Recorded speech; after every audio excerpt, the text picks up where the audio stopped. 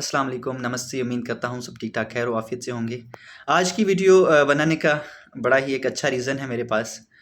इस वीडियो के लिए सबसे पहले मैं थैंक्स करना चाहूँगा सैयद मुज़म्मिल साहब को, जिन्होंने कल अच्छी ही बहुत ही अच्छी वीडियो बनाई है, जो कि है पाकिस्तान में सीएसएस के बढ़ते हुए रुझान के बारे में, कि पाकिस्तान के जो नौजवान हैं सेंट्रल सुपीरियर सर्विसेज का जो एग्ज़ाम है हमारे पाकिस्तान का, उसकी तरफ क्यों बढ़ रहे हैं और उनकी क्या तवक्कुआत हैं और क्या उसमें से जो है एक्सपेक्ट करते हैं, उनकी क्या मोटिवेशन है बेसिकली इस एग्ज़ाम को देने की।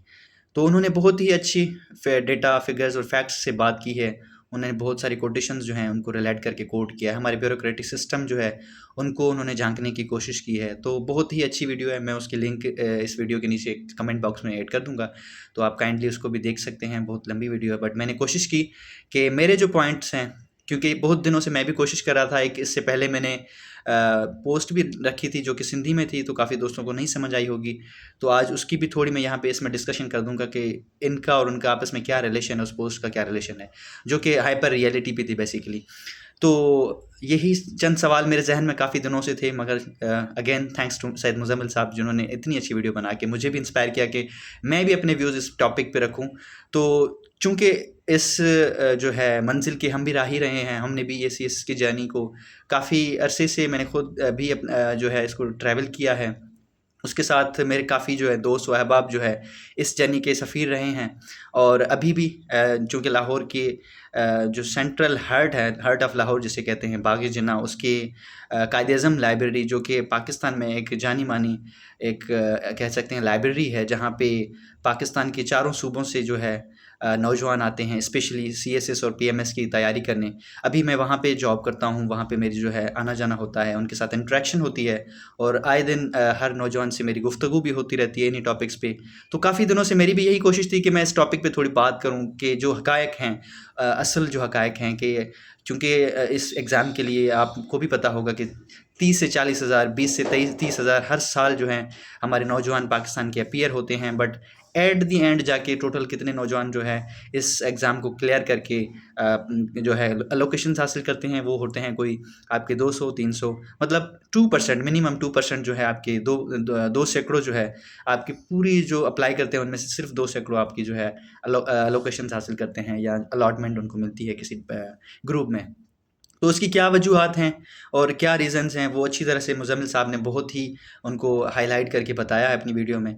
मैं बात करूँगा कि इनकी जो मोटिवेशन है बेसिकली हमारे इस सिस्टम की, जो कि भाई सेंट्रल सुपीरियर सर्विस का एग्ज़ाम देना क्यों है, वो मोटिवेशन क्यों आजकल के नौजवानों में बढ़ रही है, और हमारे नौजवान जो हैं अपनी असली जो अंदर उनकी स्किल्स हैं उनको एक्सप्लोर करने में क्यों जो है भागते दूर होते जा रहे हैं, उसकी क्या वजूहात है। तो सबसे पहले हम थोड़ी बात कर लेते हैं हाइपर रियलिटी की। हाइपर रियलिटी एक ऐसा फेनोमेनन है, एक ऐसी जो है कॉन्सेप्ट है, जो कि हमारे अपने ओरिजिनल एहसासात जो होते हैं, हमारे अंदर जो ओरिजिनल फीलिंग्स होती है, उनको वो क्या करता है, ओवरशैडो कर देता है, उनको वो ढांक देता है, और हमारे ऊपर वो फीलिंग्स सारी होती हैं जो हम सोशल मीडिया को स्क्रॉल करते हुए, हम फेसबुक को स्क्रॉल करते हुए देखते हैं कि एक शख्स ने एक स्टेटस लगाया, तो आप देखते हैं ओह माय गॉड, ये तो यार सीएसएस ऑफिसर बन गया, अब मैंने भी सीएसएस करनी है। फिर आप देखते हैं, नीचे आए, थोड़ा ऊपर स्क्रॉल करके देखा, someone has got admission in the fully funded admission in फलां यूनिवर्सिटी इन फलां कंट्री। तो आप कहते हैं ओह माय गॉड, अब तो मुझे भी बाहर जाना है। तो इस तरह से आप इंस्पायर होते हैं, या तो आप फिर उस इंस्पिरेशन को अपने बच्चों पे, अपने जो सिबलिंग्स हैं, अपने जो ब्रदर्स हैं, सिस्टर्स हैं, उन पे अप्लाई करने की कोशिश करते हैं, या तो आप क्या करते हैं, उसी इंस्पिरेशन को अपने अंदर जो है समाने की कोशिश करते हैं कि अब मुझे भी यही चीज़ करनी है। तो this is basically called hyper reality, क्योंकि वो चीज़ आपको उसी मोमेंट, वो चीज़ आपको अच्छी लगती है, वो मोटिवेशन देती है। यही आपकी जो आजकल की जो सोशल मीडिया की ना, ये बड़ी स्ट्रेटजी है एक, कि वो आपको आपके जज्बातों के साथ खेलते हैं। बेसिकली उनका जो हाइपर रियलिटी का कॉन्सेप्ट है वो ये है कि आपके ओरिजिनल जो आपके असली जो आपके एहसासात हैं, जो आपके जज्बात हैं, उनको कन्वर्ट करना उसी पल में जो आपको नज़र आता है। आप व्हाट्सएप पे स्टेटस देखें, मैं हज़ारों नौजवानों के ऐसे स्टेटस देखता हूँ व्हाट्सएप पे, फेसबुक पे। एक स्टेटस आप उनका जो है बहुत ही खुशगवार मूड में, कोई इंस्पिरेशन वाला देखेंगे कि भाई बड़ा ही कोई इंस्पिरेशनल बंदा है। सेकंड उसके स्टेटस पे जाएंगे तो वो बड़ा दुख का, उसने कोई एक सॉन्ग लगाया होगा, कोई गाना लगा के ना, वो कोई दुखी होके बैठा होगा। फिर तीसरा स्टेटस उसका होगा कि भाई अल्हम्दुलिल्लाह आई अचीव्ड दिस, अल्हम्दुलिल्लाह फॉर एवरीथिंग। तो ये क्या है, ये है बेसिकली आपकी हाइपर रियलिटी। अब इसका सीएसएस के साथ क्या कॉन्टैक्ट है, क्या कनेक्शन है? अब देखें सीएसएस में ये होता है कि बुनियादी तौर पे सीएसएस की जो ये इतनी बड़ी सडन जो इसकी हुई आउटरीच वो कैसे हुई है। सीएसएस की जो सडन आउटरीच हुई है वो उसमें सबसे ज़्यादा रोल प्ले किया हमारी जो अकेडमीज़ हैं, जो कोचिंग सेंटर्स हैं बेसिकली जो सीएसएस के लिए बनाए गए हैं।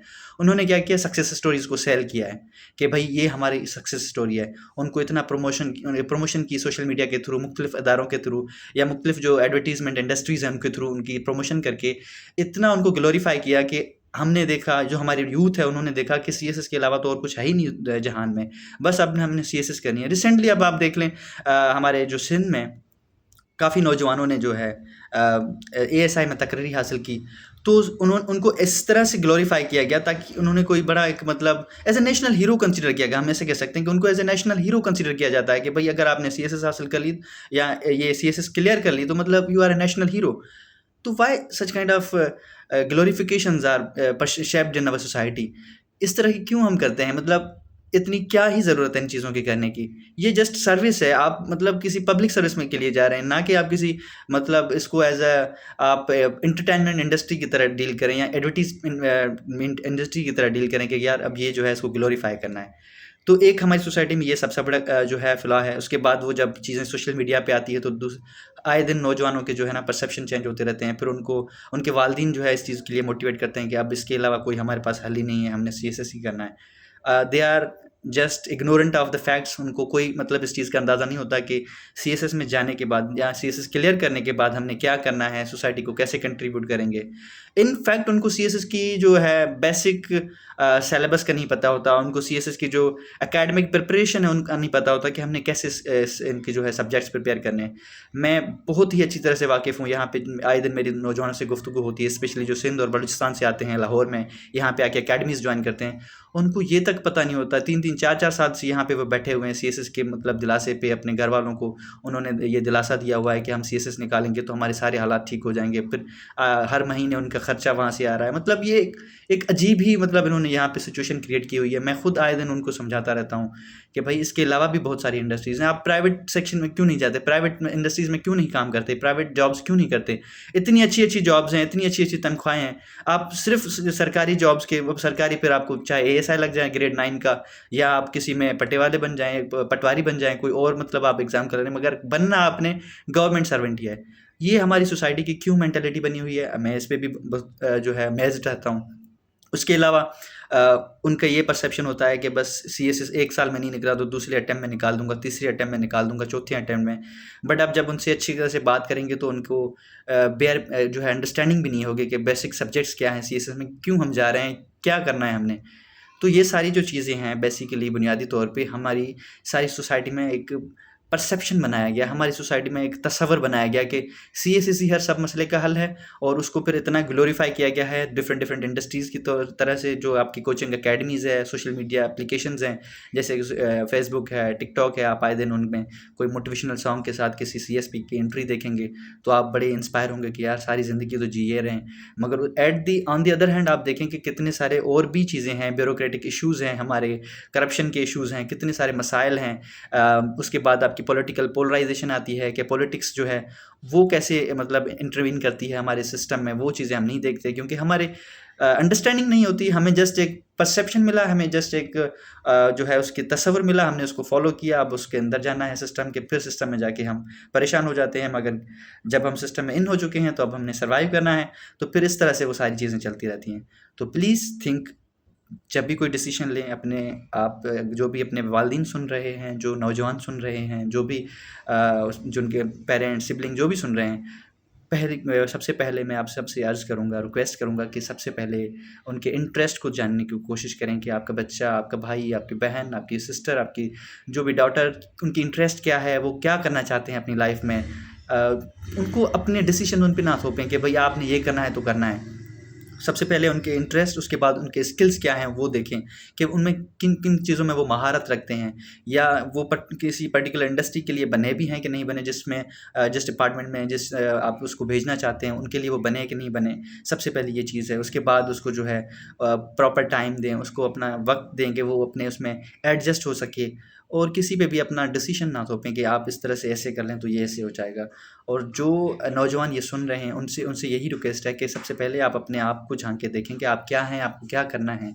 ज़रूरी नहीं है कि आपने सिर्फ गवर्नमेंट जॉब करनी है तो ही मतलब आप जो है कम्युनिटी को सर्व करेंगे। You can serve the community in many different ways. आप बहुत तरीक़ों से कम्युनिटी को सर्व कर सकते हैं। सबसे इम्पोर्टेंट जो होता है वो ये है कि आप अगर एक भी शख्स को काम आ रहे हैं ना, किसी एक ही शख्स के काम करने के काबिल बन रहे हैं, तो you are serving the community. अगर वो एक शख्स को ईमानदारी से, एक शख्स को आप अच्छी तरह से सर्व करें, उसको जो है उसकी सहूलियत मुहैया करें, तो मैं समझता हूँ कि सबसे बड़ी सर्विस तो वही होती है। बाकी ये प्रेस्टीज, सोशल स्टेटस और इनकी चीज़ों के पीछे भागने से आपका जो है आप वक्त भी बर्बाद करते हैं बहुत सारा। मैं ये भी नहीं कहता कि आप सारे बच्चे जो हैं CSS ना करें। वो मुज़म्मिल साहब ने भी कहा है कि मतलब वो जो बने हुए हैं, जिनको उन चीज़ों का पता है, वो बेशक जाएँ उधर। हम नहीं रोकते कि भाई आप CSS ना करें, बट वो लोग जिनका कोई इंटरेस्ट नहीं है, बस ऐसे ही जाके उनमें सिस्टम में आपको इन होना है, तो बराए करम बाखुदा आप ऐसे ना करें। और अपने पाकिस्तान की, अपने सोसाइटी की, अपने लोगों की, अपने नेशन की, अपने अवाम की और सबसे पहले अपने आप की भलाई के लिए आप कोई और फील्ड चूज़ कर लें जो आपको अच्छी लगती है, जिससे आप अच्छा सर्व कर सकते हैं। तो ये एक छोटा सा मैसेज था। Thank you so much everyone. अल्लाह हाफ़िज़। दुआ में याद रखिएगा।